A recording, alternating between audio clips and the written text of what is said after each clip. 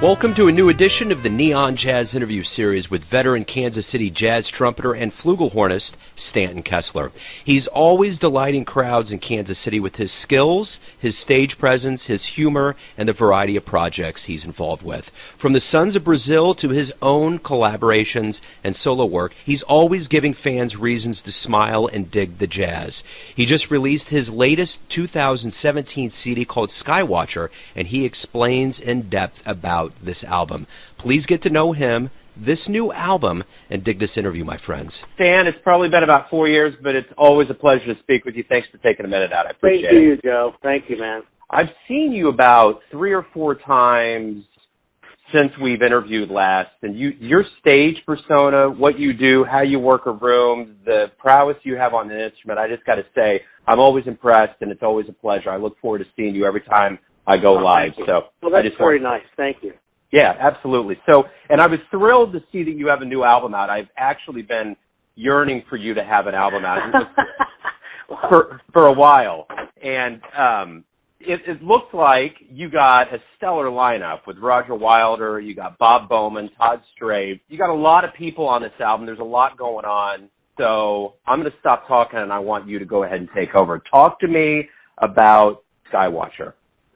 I wanted to put out a recording of some of my more recent original material, and it became apparent that it involved 3 bands that at that time, the first one is called Playground, and that's Bob Bowman, Roger Wilder, and Todd Stray.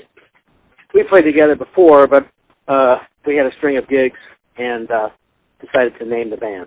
So one of the other bands is a Crossroads Quartet, which was playing regularly. At the Green Lady, we were doing a lot of original material from everybody in the group.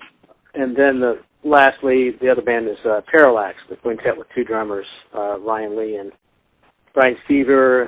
Finished that. Roger Wilder, Bill McCamey on electric bass, acoustic bass, and sousaphone, although there's no sousaphone on the album. And then Crossroads Quartet was Andrew Wollett, Carl McComas Rifle on bass, and Brian Stever on drums. So that's why there's so many wonderful Kansas City musicians on the albums, because there's 3 bands. How long did it take from the conception of this to producing just the whole entirety of it? Way too long.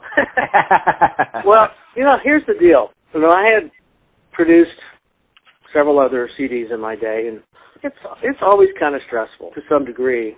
And so I decided on this one I was going to take my time, do it a little bit at a time as I could afford it, because I just paid out of pocket. My best friend, Craig Retmer, who is now no longer with us, had his recording studio, and he was my engineer. So when we had time, and I had the money, we went in and did each band. And so, like one summer, it was 2 different groups, and then the next summer it was the 3rd group, and then we sort of, mixed and mastered as we could, and it just took a while because I wasn't in any big hurry, and which was nice.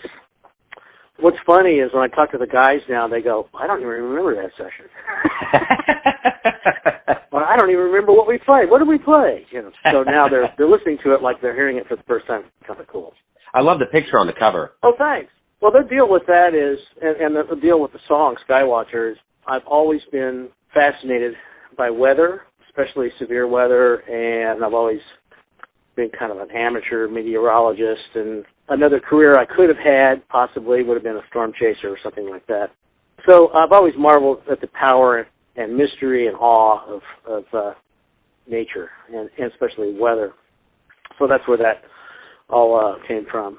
The picture is actually a stock picture that I found with the help of Keith Cavanaugh, who did all of the design.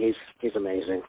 Yeah. And the thing that's cool about Keith is that he's also a musician. He's a great drummer and a great artist, both. So he's got the sensibilities for kind of, where a musician's coming from and an artist at the same time. So I've always had Keith do my design on my CDs. That's basically the story. So finally, I had enough bread, to go ahead and get them made.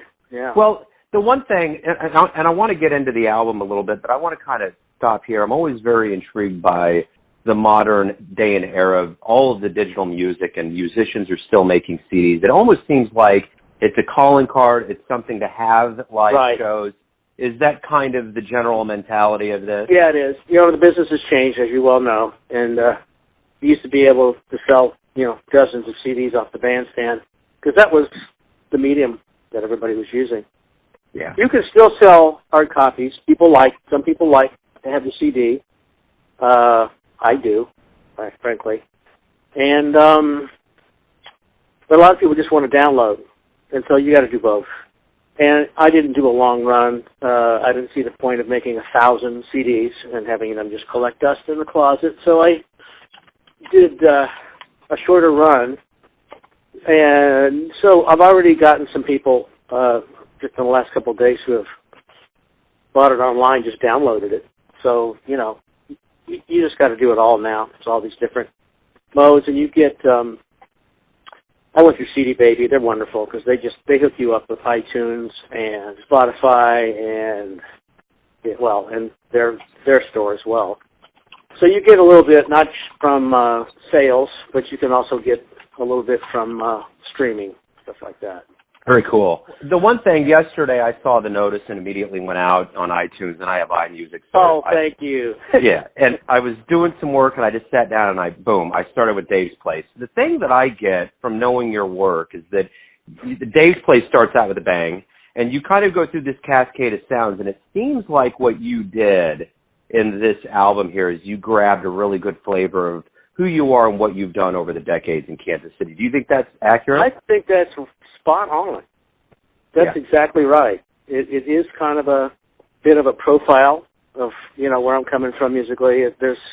You're right. That's it. Beautiful. Very perceptive of you, sir. Well, thank you. I really enjoyed it. And I'm telling you, man, I always really enjoy the stage presence and what you bring. You're an institution here in Kansas City. It's always a joy.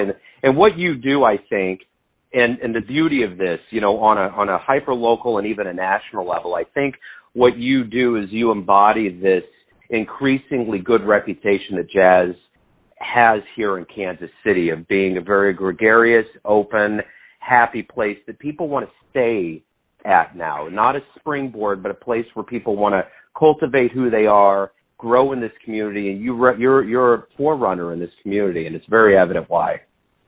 Well, I hope so, and that's very gratifying to hear that. I mean, that to me, it's more than just, you know, my personal gratification. It's also about the community. It's also about the audience, really. I mean, I really want to connect with people on an emotional level, or don't even bother, you know. So to me, it's about that. It's about emotion and connecting with people, people's hearts, and hopefully I can do that. And the idea is just to put some positive energy out there and hopefully uplift people. And my only real desire, I mean, I want to play well. Everybody does. But, you know, ultimately I hope that people, after they've listened to my music, whether it's live or on a CD or whatever, that they feel better, you know, that they're somehow better off. And if I can do that, then I'm happy. And in this world with what's going on right now, that's the doctor's prescription for sure. So I agree.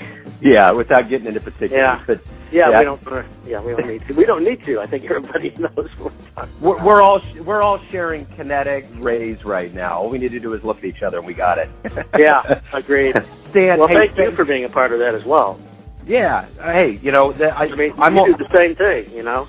I'm standing on the shoulders of giants, man. You guys are putting it out there. I didn't have you guys. I'd have no gas in this car. So as far as I'm concerned, we're going to motor on down the road and smile the whole way. So. Okay, Joe, I'm with you, man. Thanks, Stan. Thank you, sir. Thanks for listening and tuning in to yet another Neon Jazz interview, where we give you a bit of insight into the finest players in Kansas City and spots all over the globe, giving fans all that jazz. And thanks to Stanton for this album. We've been looking forward to it, for all of the music over the years, and for his stories. If you want to hear more interviews, go to Famous Interviews with Joe Domino on the iTunes Store. Visit neonjazz at youtube.com. And for all things Neon Jazz, go to the neonjazz.blogspot.com. Until next time, enjoy the jazz, my friends.